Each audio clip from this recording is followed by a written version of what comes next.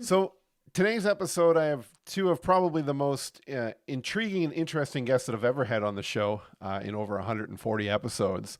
Amy's been on the show before, but Tanya has not. You guys are here representing Soul Seekers Paranormal, not a common type of guest that I would have on a business marketing show, but we're going to talk about the business side of what you're doing.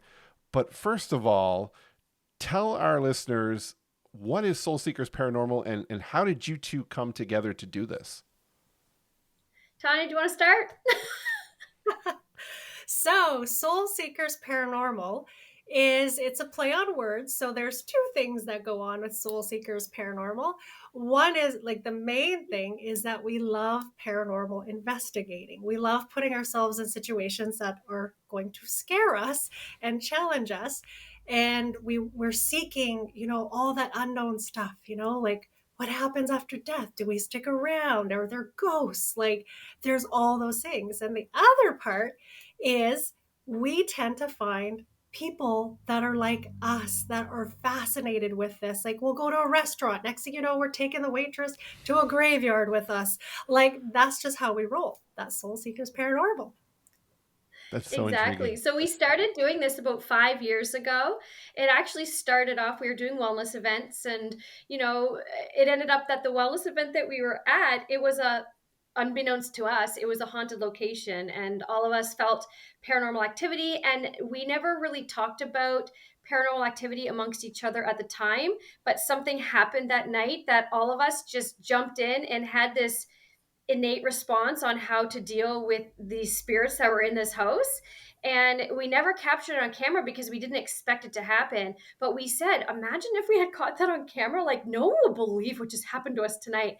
And so when we started doing more events, we started purposely booking places and pressing record on our cameras because we were noticing that when we get together, crazy things would happen. So it kind of built from there over the years. And we've landed now here.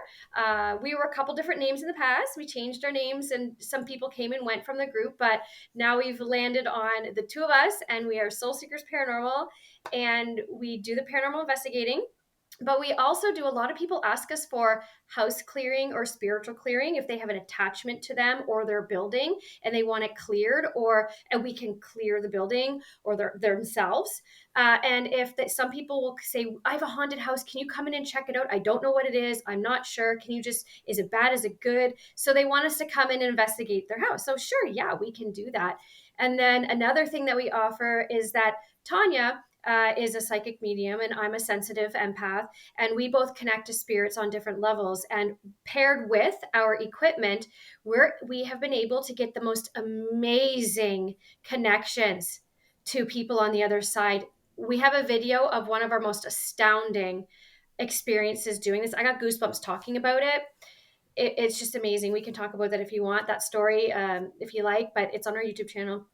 It was amazing. And so we offer that as well. We offer ghost tours. We do group ghost tours as well. And then we do our private, if you want a private tour, you can book us for a private tour event. We are a one-stop paranormal shop, pretty much. So I mean these I don't know, use superpowers or powers or that you have that you've learned that you've had. Tell me a bit about like discovering that. Tanya being a Oh, psychic boys. medium, obviously, like it's something that you've become aware of and things like that. But Amy yourself, tell us a bit about that journey and how you've kind of taken this awareness to this business model or this experience based business model that you have. Sure, I'll start and then I'll let Tanya take over. So I had an experience over a decade ago. I've always been sensitive and open to things, and I've always been intrigued with the paranormal. About 10 or so, maybe 15 years ago, I had an experience with a girlfriend of mine. We were out to lunch, and I happened to kind of connect with what we figured out was her grandfather, her grandmother, and her past cousin. Like there was a bunch of stuff happening in that little lunchtime scenario that we just went out to lunch and all this stuff came at me, and it was is really interesting what happened, but it was very clear, very vivid, very concise. And I told my mom about it, and my mom validated my feelings because I thought I was crazy, but my mom was like, no, that's like that kind of stuff is like, I think about your aunt and then she'll call me, like this stuff happens all the time. So she didn't make me feel crazy. My mom embraced kind of, what this is. And then I didn't do anything for 5 or so years or more. And it wasn't until I met up with these girls, like the spirit girls and Tanya, that it reopened things, because that I didn't really like. I had that experience, but it was kind of like a one-off, kind of shut it down, still open and aware, but didn't really explore it. And then when I was with Tanya, we started actually, working on things. And Tanya's very experienced with this. So she would always call me Baby Woo, because I was so just bright eyed and like, what is happening? What's all this? And I would soak it all in, and all these things would happen to me. And I'm like, this is so amazing. Like, I didn't know I could do all this stuff. So she's really been mentoring me and training me. And, like, I feel blessed to be able to say that, like, I'm trained and mentored by this woman. If you knew her credentials and you look her up, she's amazing. And so I'm lucky that I've been trained and mentored by her.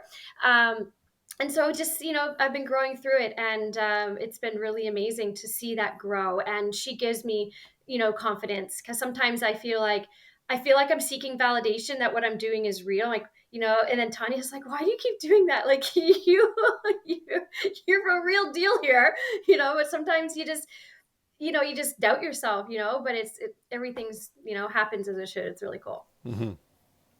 Yeah, no. So go ahead, Tanya. Yeah, so I was born with, like, I came in being able to do a lot of the things that I do now, as far as like sensing energy and healing work, and I'd have dreams that would come true. There's just like a lot of things that I've always had in my life.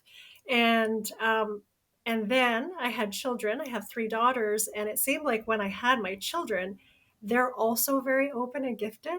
So all of a sudden, there was all this energy around, like every place we lived was very haunted, right? So at that point, it was something I kind of ignored, or I didn't ignore, but I didn't want to deal with it, like things, toys would move in the closet. I'd hear my daughter say, Mommy, they're playing with my toys in the closet. I'm trying to sleep.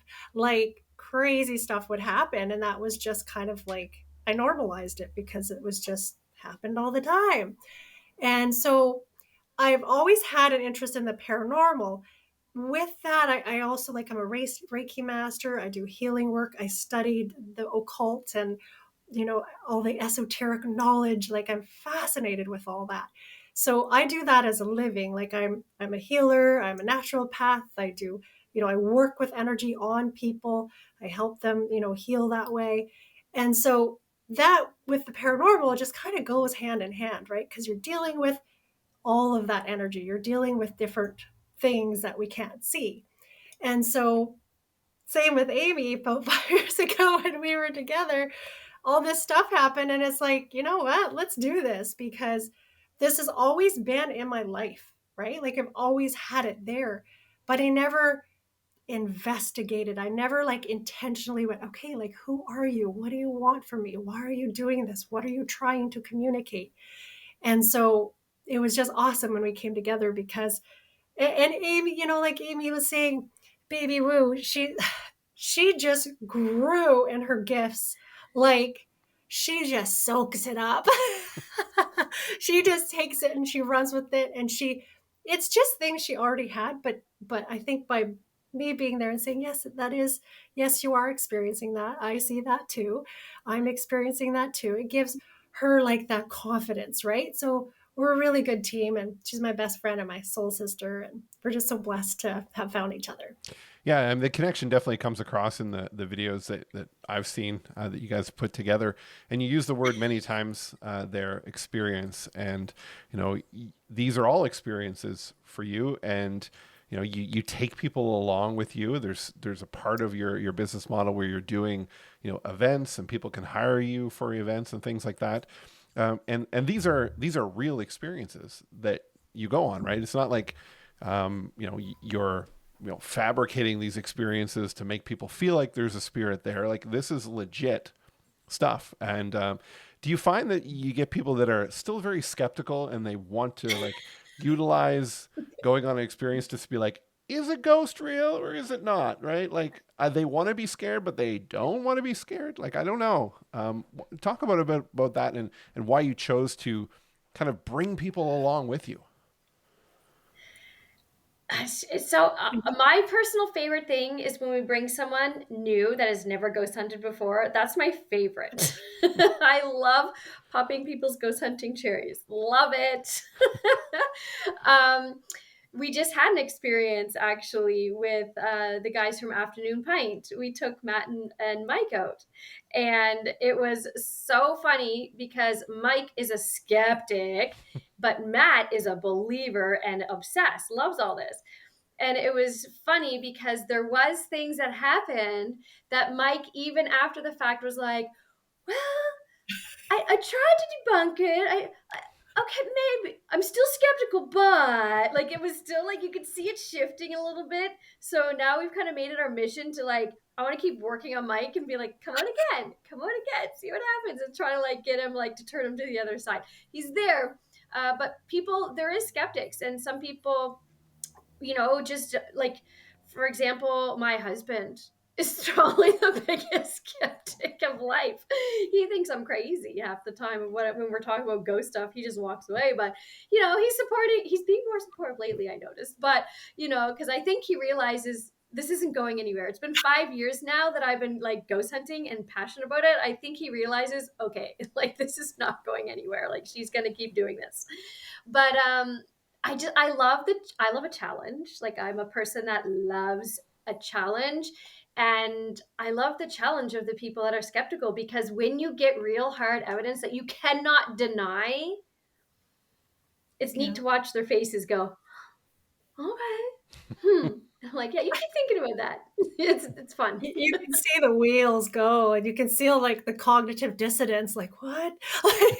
And Yeah. I love that. Like I'm a bit of a skeptic. Like I'm not going to believe every little thing that comes. I'm going to try to go like, what's irrational? Is it old wiring? Was it there a breeze there? Was there some kind of magnetic thing that was like, I'm very analytical, right? So I don't go into this just believing everything. So I understand the skeptic's viewpoint, and I love healthy skeptic. I do. I love it.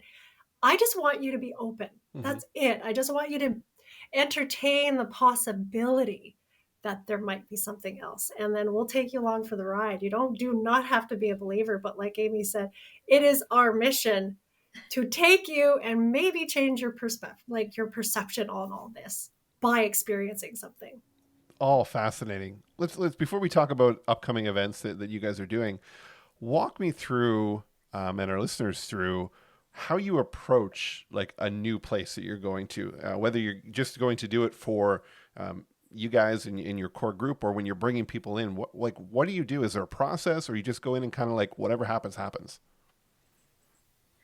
Well, definitely whatever happens happens, because we cannot plan what the Right. spirits are going to do, but there is things that we do. We always, call on the spirits that are around, and we make sure we tell, any bad spirits that don't have any, interest in being good to us, like we don't invite them. We tell them to stay away.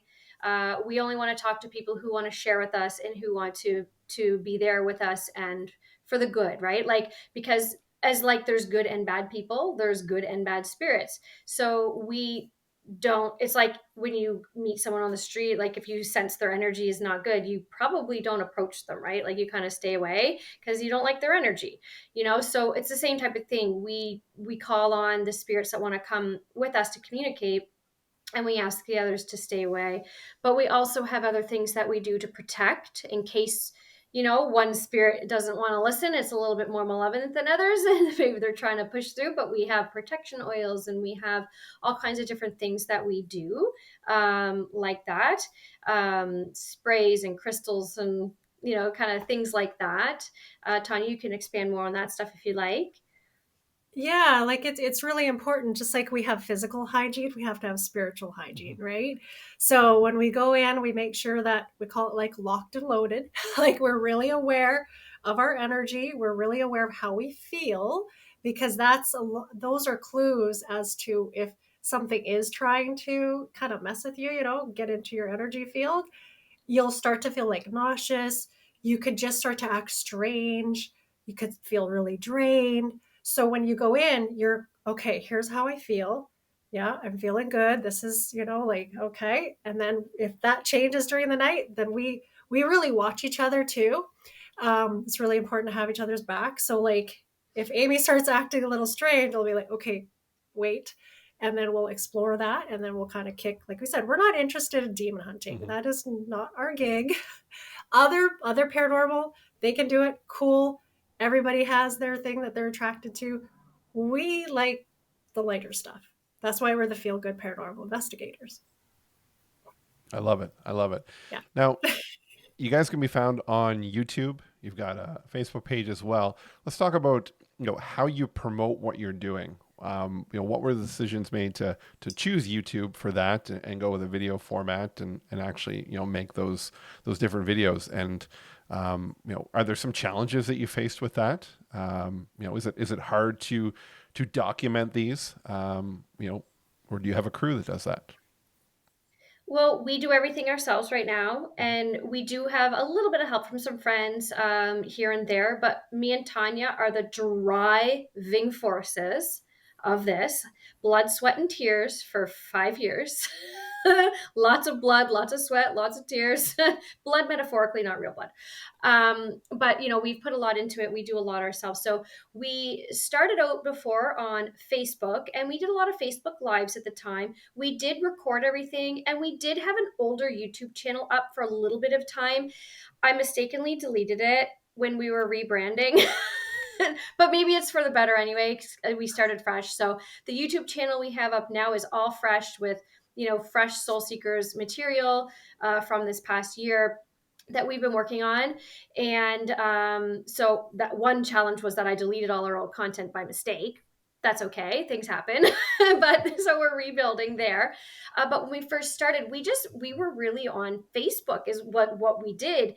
And then from there, Tanya went on TikTok and started sharing a bunch of stuff about her past life house, which could be a whole other story, and all the adventures we were doing as soul seekers. She was sharing all of our stuff. Even when we just get together, I'd sleep over at her house and we'd go play in a graveyard, or we'd go talk to her house that's really active. Like we would do stuff. She just was putting it on TikTok, and it went up to like 1.1 million likes, 3.3 million views, over 100,000 followers. Like she got a crazy following on her TikTok. So that went bananas. TikTok loves this content. So we've been using TikTok obviously for that. And the Instagram and Facebook is just more so for awareness to push people to the YouTube. Where our strategy is that we really want to build YouTube now. It wasn't a priority back then. It was just a place we stored our videos, just so we didn't lose. We just wanted to have somewhere for people to watch them. But now we're actively trying to build and monetize the YouTube platform. That's our goal. And so any videos we do, we like to put them up there. And then we do teaser videos on the other platforms to push to the YouTube. So we really want to ask people to subscribe to our YouTube channel, give us some likes on our videos, comment, go give us comments if you liked what you saw, if you feel you noticed something in a video, like talk to us. We absolutely love interacting with people. That is our thing. We don't just make, that's why I think maybe we're a little bit different than other paranormal investigators, because a lot of paranormal investigators out there, perhaps they just make their videos and put them on YouTube and kind of leave it at that. Well, yes, we are doing that, and we love to do that, very much so. But we've opened up a whole other branch of Soul Seekers where it's community based. It's these taking people on ghost hunts and going on ghost tours, or connecting with people's past loved ones, or spirit cleaning, or whatever it is. All the things we want to really connect with the people, because it's great to share our stories of what happened to us and go watch it. That's great. But we want you guys to be involved too. We want to bring people along with us, people that are seeking other souls like us, right? We're seeking you, you're seeking us. That's the whole shtick of who we are. We are soul seekers, Now, Tanya, Yeah, like even we didn't try to be, we just attract people. Like we went ziplining as a like team activity and friends activity, and the guide had a Ghostbusters hat on, and then she came to a graveyard with us. Like that's just how it is. So we're rolling with it. Like why push it away? People have asked us constantly over the years to do this stuff, and we're just like, let's do it. Now, Tanya, I want to We did a ask. paranormal retreat, which is really fun. Like we take people on retreats and we have workshops. Like there's all kinds of things that we Mhm, are doing with the people because people are asking for it. absolutely. Tanya, I want to Yeah. ask you about your step into the TikTok side of things. Amy said the success that you guys had with the viewers and the followers and everything like that.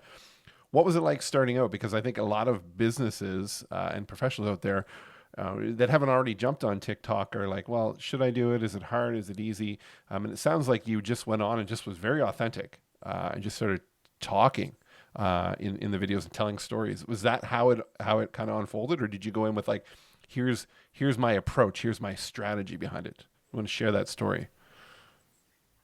Yeah, it was not any like strategy around it. It was just I wanted to share. I had bought this house 3 years ago with Amy's help. Actually, she came out and saw it because it was during all the crazy time and I couldn't come and see it. And she's like, Tanya, this is your house. And so I put a bid on the house the next day and bought this house. And then all these crazy things started happening when I moved into this house. We were like renovating, like just that's a whole story. Like some really cool stuff was happening. So I just thought, I'll share it. And next thing you know, hundreds of thousands, then millions of views. And I was kind of shocked because I was like, wow, people are really into this.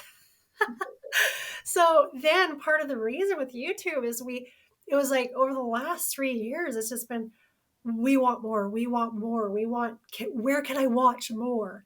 And so this is here's your more, right? Like Hmm. you guys have been asking this for 3 years.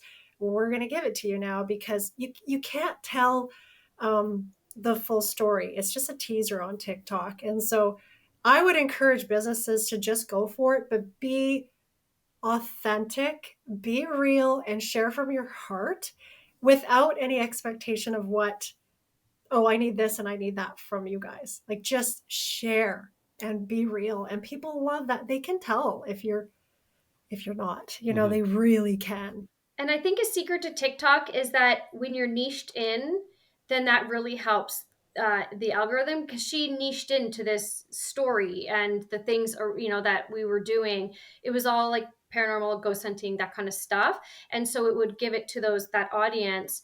So she didn't really veer off a lot. It was always in the same realm. So if a business is on there, you want to kind of niche into what your business serves. Like what problems does your business solve? What kind of people do they help? And stay niched into your niche because that is how TikTok is going to work. More so, I think Tanya didn't realize that maybe that's what was happening because I think that's a thing with TikTok is that I hear over and over again, you niche in on TikTok and you kind of stick with the one thing and it blasts it right through. Hmm. Oh, totally. With TikTok's the algorithm is very kind of genius in a way. Like they push the first like when they put your video out, it goes to the like your followers, Hmm. right? And if it does well with your followers, then they push it on the FYP or the For You page. So if your people are following you because they love paranormal, and I mean, I did this. I shared like healing stuff because that's what I do, and it's like, meh, meh. The views were super low. And then if you keep doing that, if you keep veering off, if you keep squirreling, you're going to lose your followers. You're going to lose like, it's just going to dwindle. It's going to have a slow death, Hmm. basically, because they followed you for a reason. Stick to that reason. Absolutely. Let's talk about this event that's coming up. You guys are doing to that. The community come out as a fundraiser and do some ghost hunting with you. Yeah, so because we fund everything we do from our own pockets. We do everything ourselves, we fund everything. We've been looking for sponsors, people who want to either collaborate with us or sponsor us, partner with us to help grow what we're doing. And great advertising for people as well. What a unique way to advertise is on our channels and in our videos, like we can, kind of promote your business there. So um I would like to shout out a sponsor that we got though, Let's right do while it. we have the opportunity. We got a sponsor. So Great Roads Brewing. I can't say brewery. I have like my R's brewery brewing. Great Roads Brewing. I can't say the word. No, I can't. Brewery, brewery, Brewery. brewery, brewery. There you go. It's brewing. Great Roads Brewing. I just can't say the word. You can delete all of that little bit if you edit this. Great Roads Brewing in Lower Sackville. They have partnered with us, and we're really excited. We have a really awesome collaboration coming out. Can't say anything about it yet. That will be launching soon, but that is they've invested with us. And that was our first sponsor so far. So we're looking for more because we have a really big thing that we're doing in the fall is we are going to the Hinsdale House in New York, and we are going to be investigating there. Now, the videos leading up to this, we're going to be doing a whole bunch of places leading up to the Hinsdale. So we're going to have video drops all along the way. This whole New York trip is going to be video drops like crazy, and we're going to be leading up to the big one. And the Hinsdale House is the big one. If you want to Google it, look up the Hinsdale House. It will scare you probably to death. I'm actually scared right now, but I'm doing it. It's worse than the Conjuring House. Okay, it is insane if you want to look up the history in it. So we are making our way there. Obviously, it's costly, but there'll be lots of publicity and promotion around this because this house is picking up a lot of steam. Like the Conjuring Host did, like if you put anything out there with Conjuring Host and stuff like that, people go crazy for it. So this house in particular is picking up insane speed when it comes to paranormal world. So we believe that it's going to be a really good hit for people. So anyways, we're looking for sponsors for our trip. So that being said, we are doing a fundraiser by doing a group ghost hunt, and we're doing it at the Kings County Museum May 17th. And we have all the details will be posted probably tonight or tomorrow. But we're selling tickets, and we're going to take you on a real ghost hunt with our real equipment. So if you've ever wanted to go on a ghost hunt and it's in the back of your mind, like, oh, I'd always love to do that. Well, safety in numbers. Will be a group of people, so you'll be safe with the group. You won't be alone with us. However, you can hire us if you want. We'll take you on a private investigation somewhere if you're interested. But this group fundraiser event is going to be a lot of fun for those interested that want to get their feet wet in ghost hunting. We're going to do a mini little workshop, and we have a bunch of freebies associated that we're going to throw in there for people. And yeah, we're really excited about it. Excellent. And where you said it hasn't been posted yet, but where will it be posted so people can get that information? Yeah. So any information to find anything that we ever talk about, we put everything on our website, soulseekersparanormal.com. It has everything about everything that we do. It has videos up there. It has collaborations, sponsors. Everything is on the website, and you can find it all there, soulseekersparanormal.com. Excellent. Now, before we wrap up, I know at the beginning you said you were alluding to a story about an experience you had. You said there's a video around Me? it. Yeah. You said, Oh, I would love you to share that with the listeners and the viewers who are watching the yes, video. Tanya, talk about Henley House. Talk about it. It's a good one. Henley House? Oh, it was amazing. It was the most amazing. Like, Yeah. we went in looking for something and something else happened. Go ahead, Tanya. It's awesome. Yeah.